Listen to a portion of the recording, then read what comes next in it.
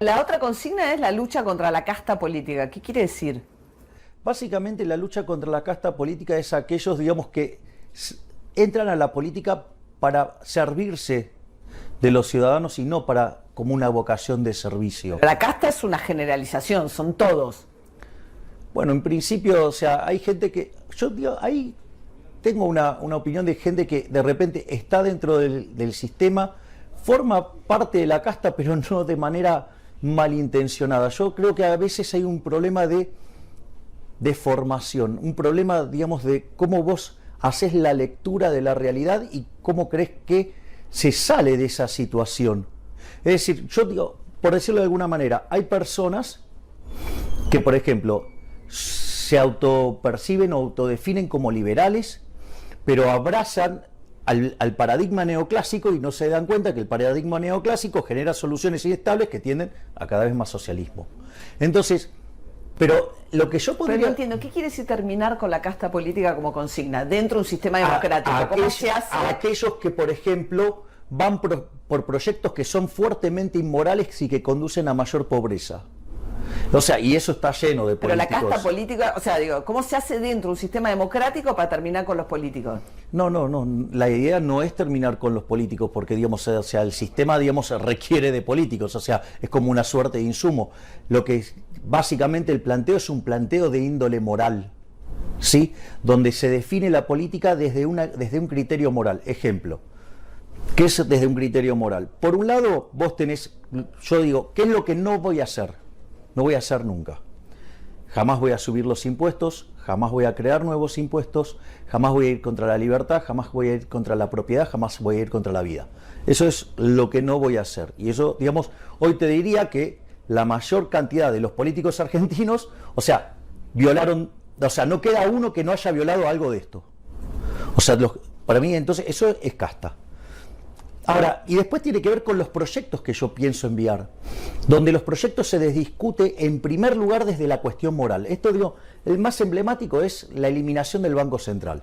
Es decir, la reforma financiera que a la postre termina con el Banco Central. El planteo es moral, porque yo te digo, María, ¿vos estás a favor del robo? Y no vas a estar a favor del robo, porque sabes que está mal. Si yo te digo, ¿estás a favor de la corrupción? Me vas a decir que no, porque estás en contra de la corrupción. Ahora, sucede que el Banco Central nos roba 5 puntos del PBI con el impuesto inflacionario, que además tiene el agravante de que le pega entre 25 y 30 veces más fuerte a los más vulnerables. Eliminando el Banco Central deja de haber inflación. Exactamente. Que ese es el problema, la existencia de una institución regulatoria. Claro, digamos, la inflación, digamos, o sea, es un... A ver, ¿qué es la inflación? La inflación es la pérdida del poder adquisitivo del dinero. No, yo entiendo, pero lo que quiero decir es, ¿no te da un poco de miedo a veces de estar equivocado? Que de repente vos llegás al poder, eliminás el Banco Central y no solamente no se te resuelve la inflación, sino que se te generan otros problemas porque perdiste capacidad regulatoria del Estado. ¿No te dan en algún lugar? No, pero sí, para mí la libertad siempre es mejor. O sea, la regulación es mala. Está bien, pero lo que quiero decir es, ¿y si toda esta teoría no funcionara? Porque las teorías son así, a veces se dan chocan contra la realidad y si uno a veces pasa que por adherir ciegamente a una teoría, la pone en marcha y explota todo. ¿No tenés miedo que de repente no funcione esta crisis? Lo primero, digamos, o sea, por ejemplo, sobre la naturaleza monetaria de la inflación. Hay más de 4.000 años de historias que avalan mi posición respecto a la inflación. Hay gente que lo discute. Bueno, está bien, digamos, si está equivocada.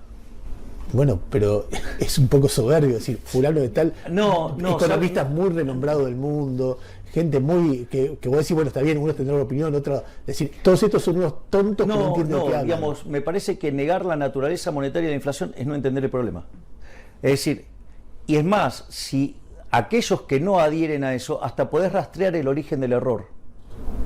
Es decir, yo, digamos, por ejemplo, cómo, digamos, o sea, no se van a equivocar los keynesianos con el tema de la inflación. Sí, que ellos creen que los precios se determinan como un markup sobre los costos. O sea, y vos podrías decir que es un markup sobre, digamos, los salarios. Entonces sucede que para ellos entonces la culpa de la inflación entonces es de los trabajadores y de los empresarios. Mentira.